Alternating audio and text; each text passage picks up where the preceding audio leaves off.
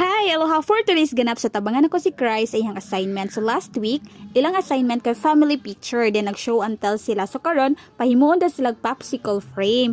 Unya kaniyan activity di ni magsilbi kung bata lang ang mobuhat anino. Need yun siya parental guidance and assistance. So labi na magamit taglugan dirig na pita which is init. So di man pud magsilbi kung glue lang atong gamito no kay di dayon ni siya modikit. And as a parent no dili ko gusto na ako'y mobuhat tanan kung naman gay mga assignment, project na need og assistance sa mama. Gusto ko ma-involve sila kay ilhaman ng project. Dili man ako nag-eskwela kay gusto ko ma-learn nila ang process ug na sila makatunan gani sa ilang assignment kay di ko ganahan ng dawat og limpyo na anak. So mao jud na akong rule. Willing ko mo-help basta ikaw sad motabang pug ka.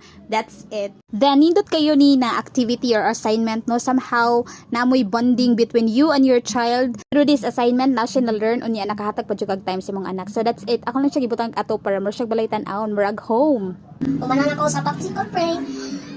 This is my family. My mama, my papa, my kuya, my baby sister. She is now in heaven. And me. O diba gandara kayo. So thank you for watching everyone. Okay, bye!